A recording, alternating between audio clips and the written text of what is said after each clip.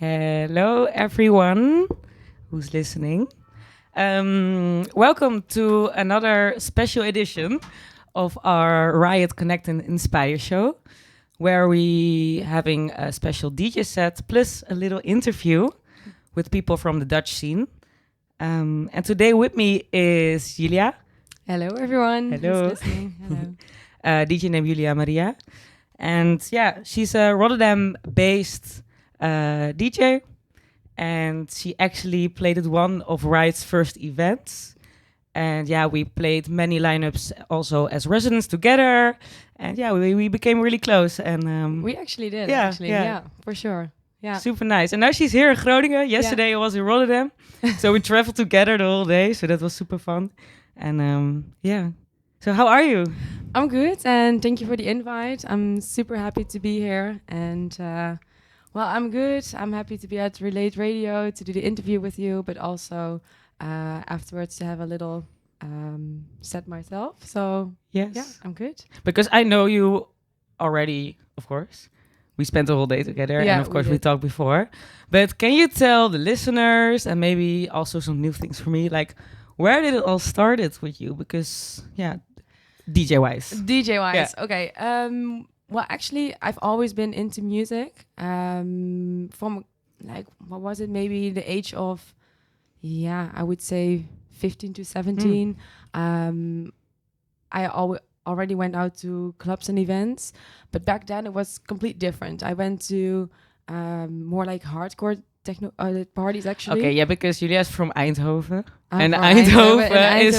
it was more like the Yeah. hardcore parties. Yeah. Discovered that a little bit, but soon enough I knew that it was a little bit too aggressive for me.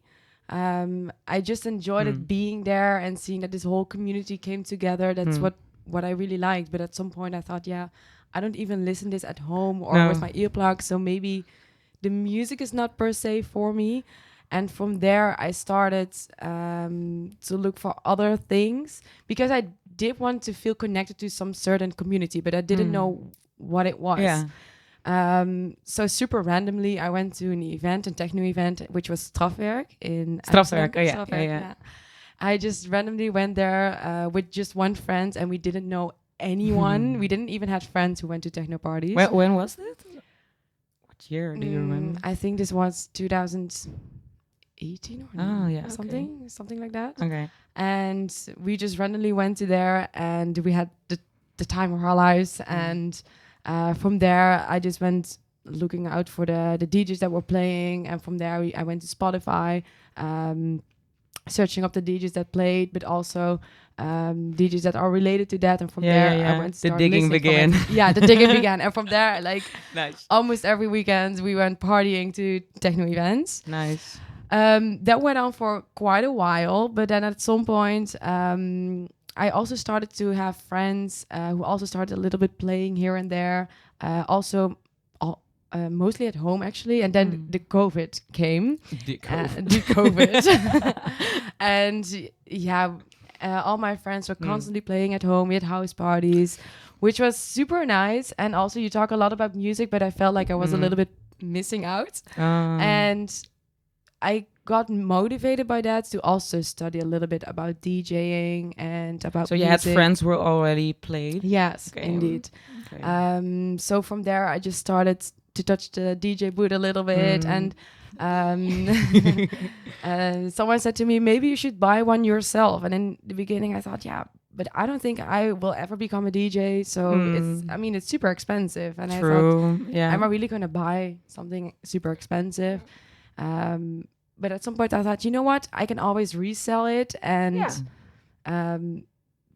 let's just see what it does with me. And I bought it. And I remember super well that person told me, like, okay, you can buy like the cheap version, but you can also buy like right away like a bigger one, because at some point it only takes a couple weeks for you. You want a big one. I mean, the small one in a couple of weeks you will tell me that you need to upgrade, but I went for the smaller one, and guess what happens? You wanted the bigger one. Yes, did you like the small DDJ ones, or like the 400? Me too.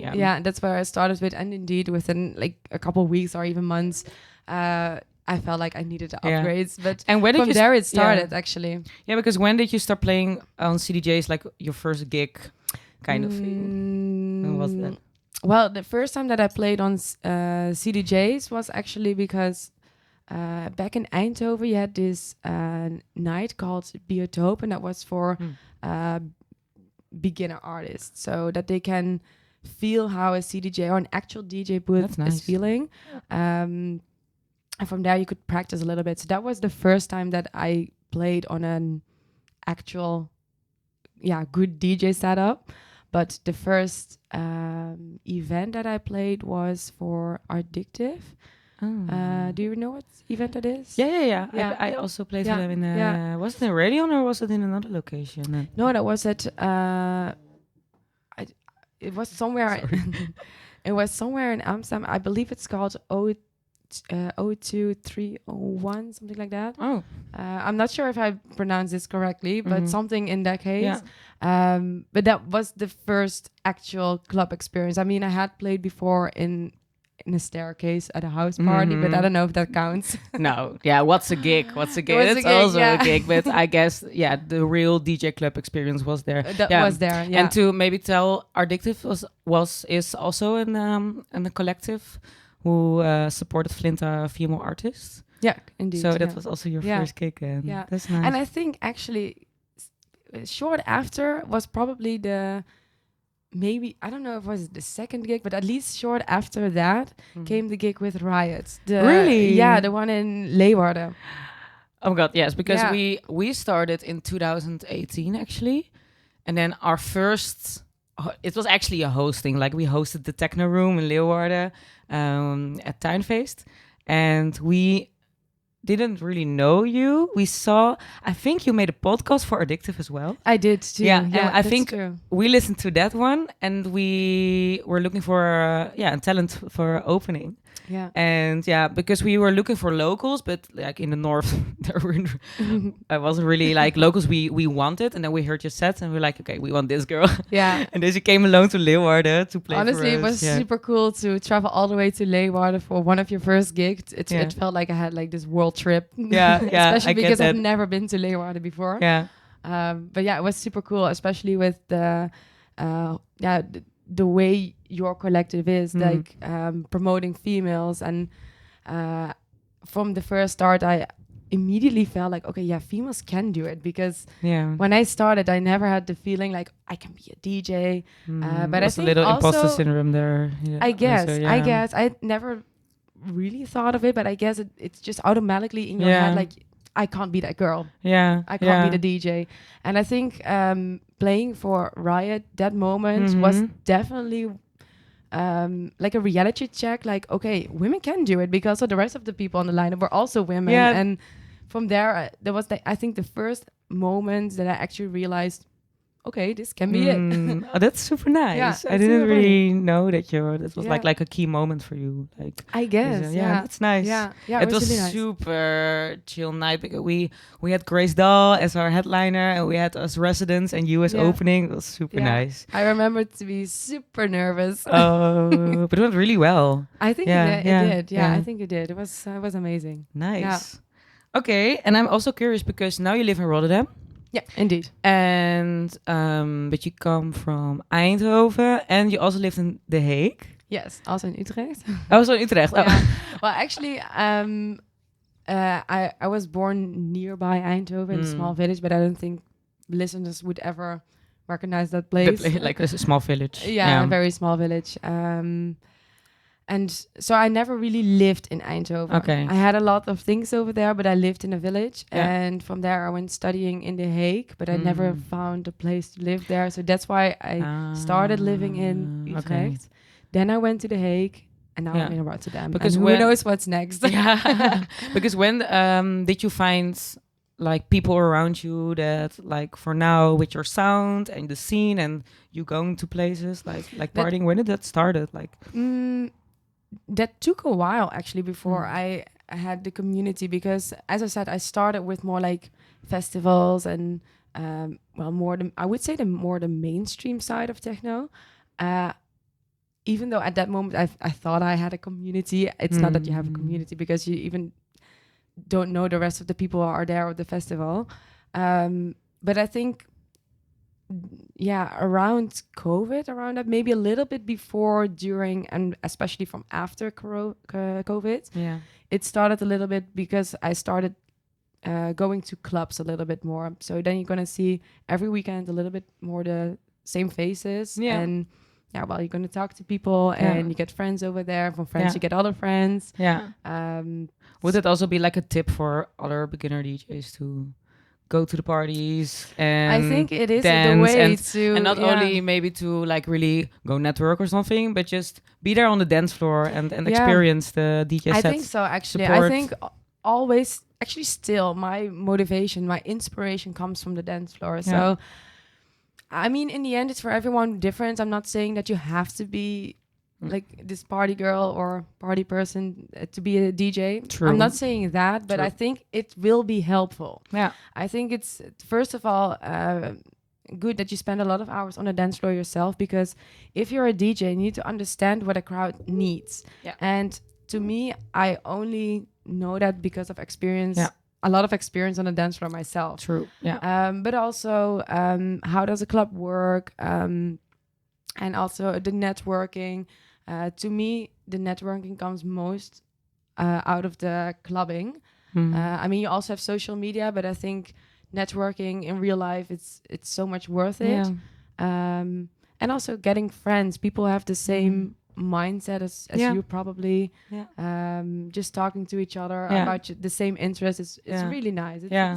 It's really wholesome. That's also why, like, as RIOT, what we think it's so important and really special to have these events and meet each other, and also at the smaller things like this radio show. Like every time women come here to play, it's like a little networking moment, but super natural and just fun. And I think that's it's definitely so bringing important. people together, and also people who find it maybe a little bit difficult or scary. I think this is just a very small and cute step to get into it. Because as I said, it's not for everybody, the going out and going to clubs, or maybe when you you are that person, but you need to start somewhere. You have not yet any friends over there. It might be a little bit scary.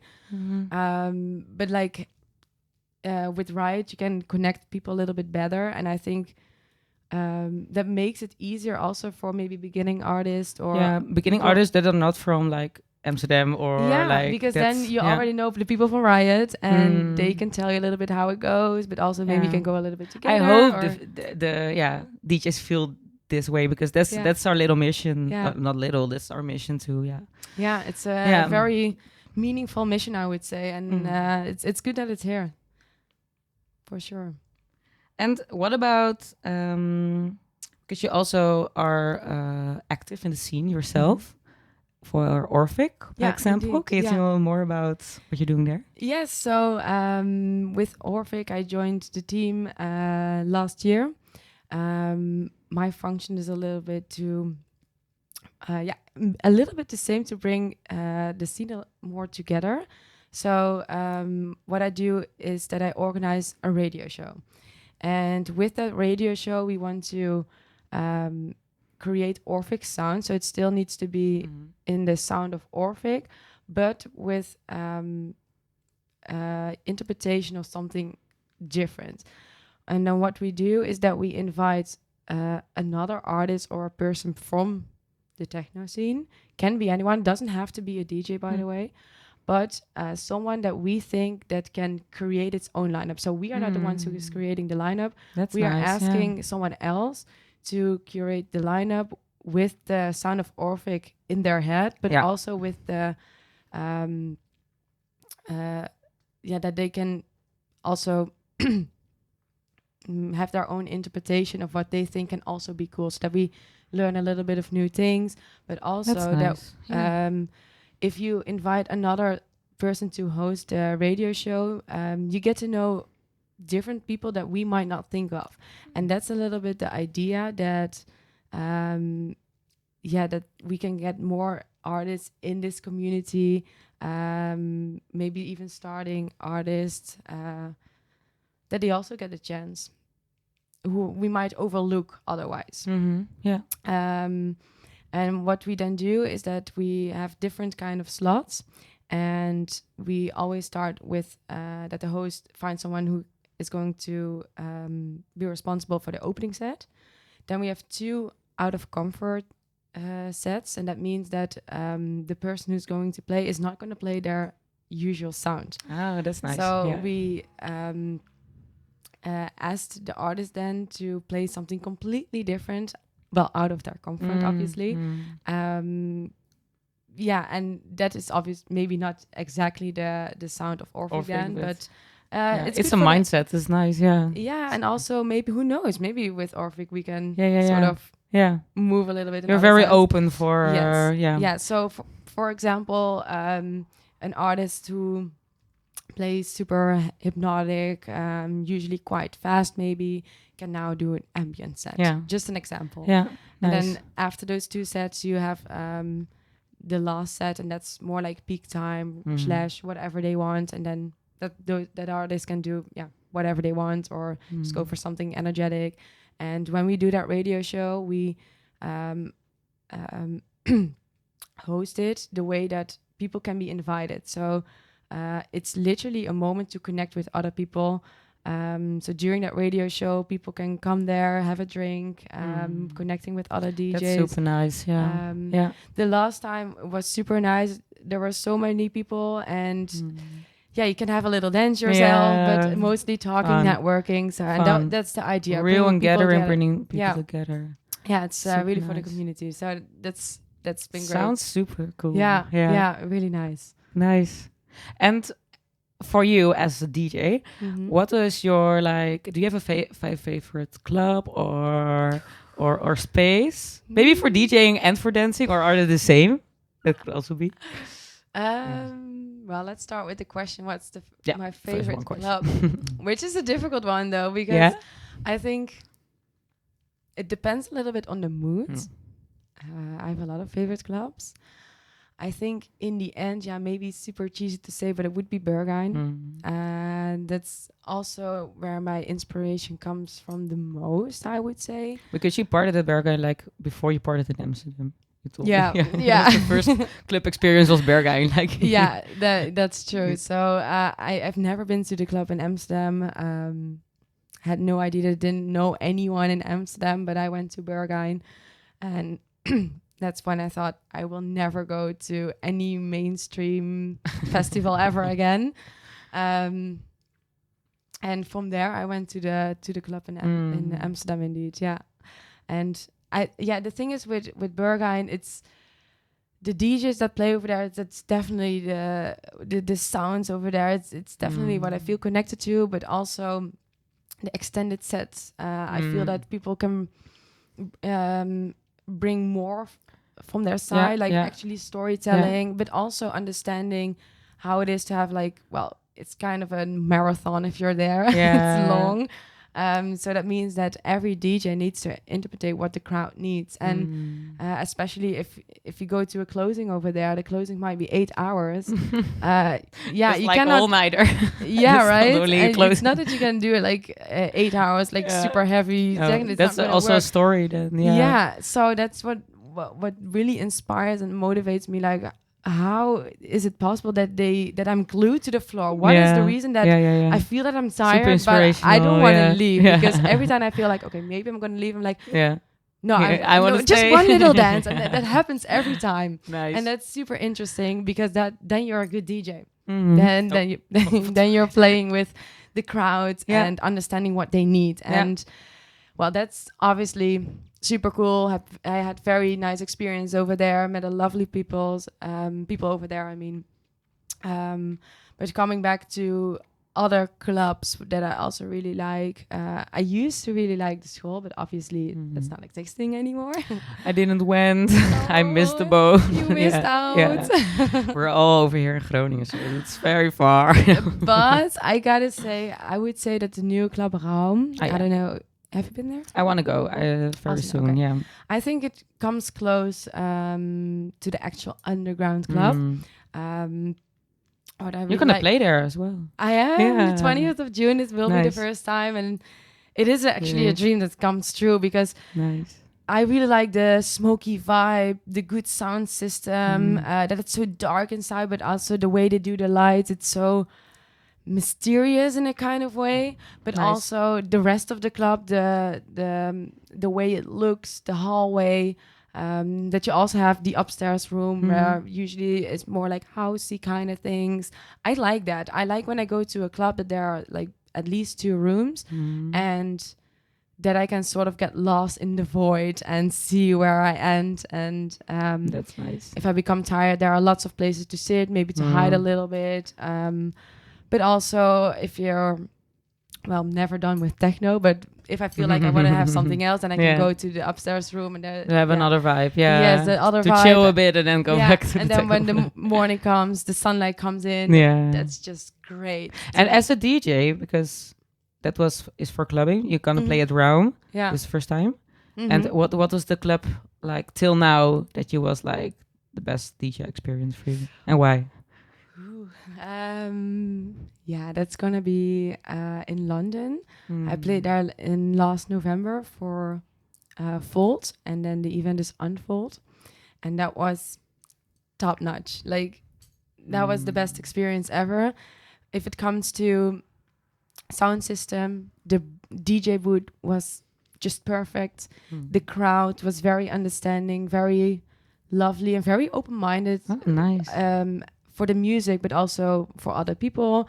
The people was very diverse, but still connecting to each other. Okay. So then you also have the lights, and I think I never knew that lights were so important till you experience how it can be when the lights are just amazing. Like the way they did the lights, it was definitely complementing my music. Sick. And that's what goes back to the crowds.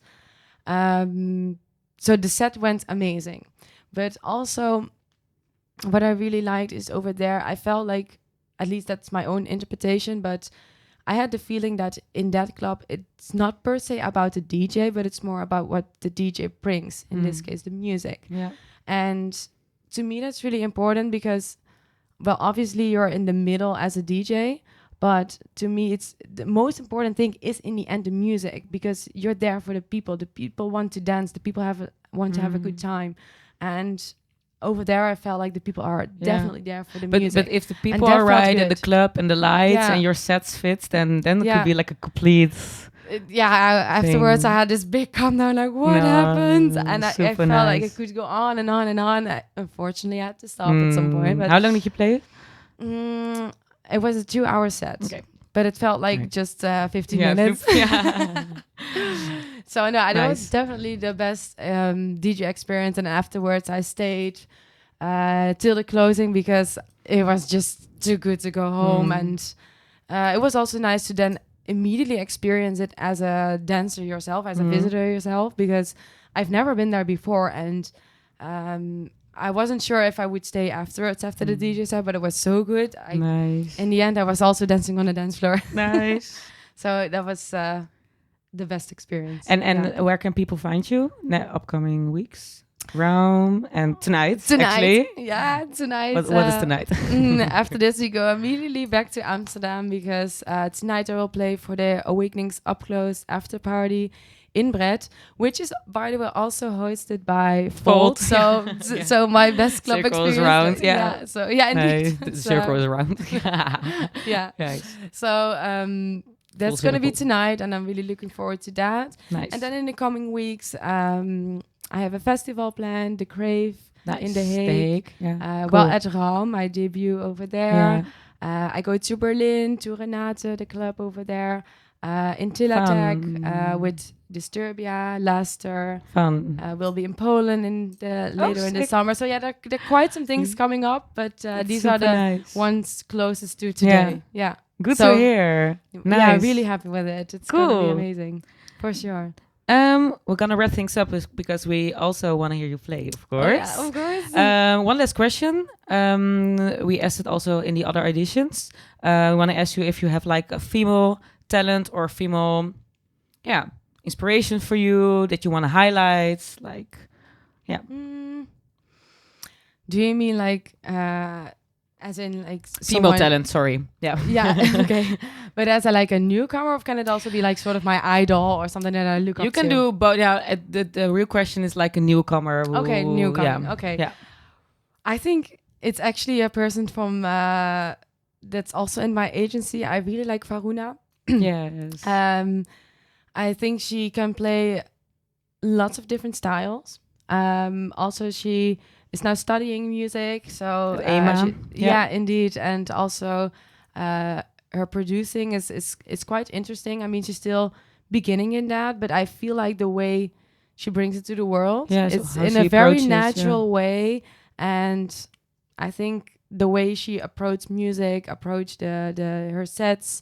I think she can come quite far actually, and I also really like her sound. Last edition in Raum with Orvik, she also played, and that's when I thought, yeah, I think she's gonna get far. Nice. Really so shout out to Varuna. Yeah. Shout out to Varuna. Okay, that was it for now, and yeah. Thank you for the talk. Yes, thank you. It was Have a nice fun. talk. Have fun playing. I will, and well, thank you for the interview. Yes. Thank you for the invite. Yes. Good luck. Thank you so much. Okay.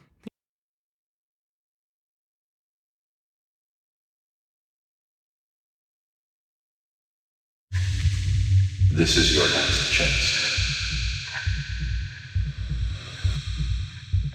After this, there is no turning back.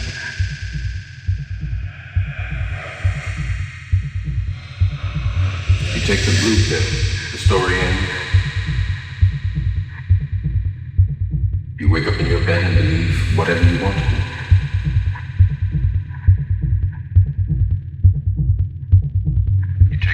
You take the red pill. You stay in Wonderland. And I show you how deep the rabbit hole goes.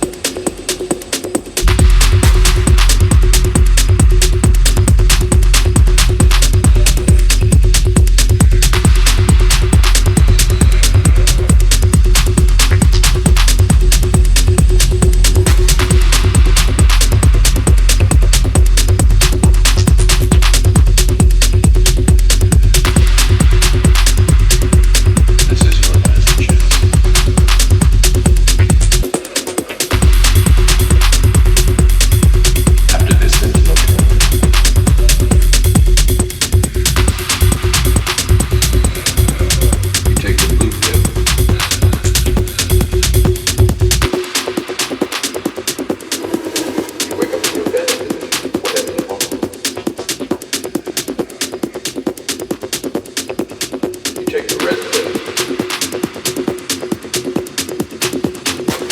and I show you how deep the rabbit hole is.